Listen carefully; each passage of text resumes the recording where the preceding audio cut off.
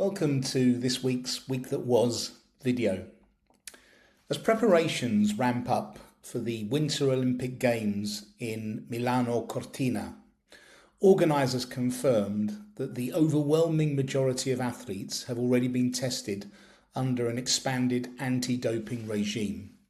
On paper, this looks like good governance, but let's be honest, it does also feel a little bit Big Brother-ish.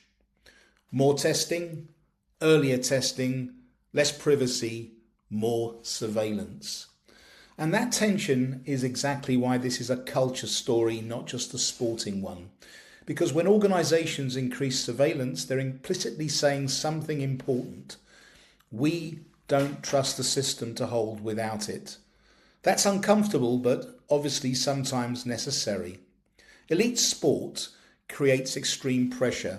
Medals define careers, sponsorship defines livelihoods, national pride defines reputations.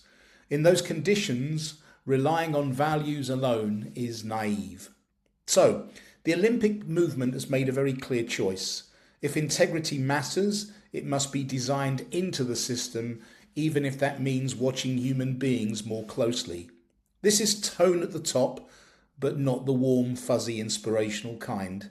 It's tone that says, shortcuts will be detected, ambiguity is gone, we didn't know won't wash. That's a very deliberate leadership signal, and it raises a bigger question that applies well beyond sport. When does surveillance protect culture, and when does it destroy it?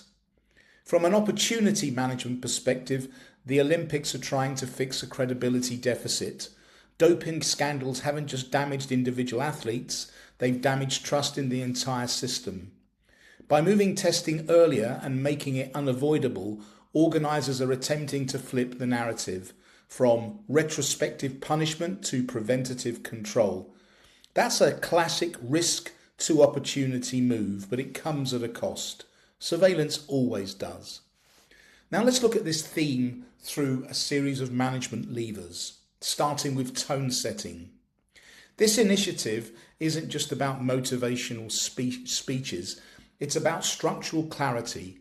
The message is simple: you will be watched. In terms of training, athletes and teams need more than rulebooks. They need help navigating the psychological pressure of being constantly monitored. Otherwise, compliance does turn into resentment. In terms of incentives, when detection is credible, the incentive to cheat collapses. Surveillance changes behaviour faster than values ever will. Clean performance isn't assumed. It's evidence. That's a fundamental cultural shift. And here's the uncomfortable truth. Surveillance works, but it's a very, very blunt instrument. Used well, it protects integrity. Used badly, it erodes trust and autonomy. The danger is when leaders mistake surveillance for culture, because watching people isn't the same as leading them.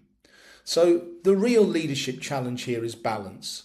If you rely on trust, bad behaviour flourishes. If you rely on surveillance, culture hollows out. The Olympics are gambling that in a high-risk environment, Big Brother is the lesser evil. And frankly, given their history, they may be right. The wider lesson this week is simple and slightly unsettling. In high-pressure systems, culture doesn't survive on values alone. It survives on design, deterrence, and discipline.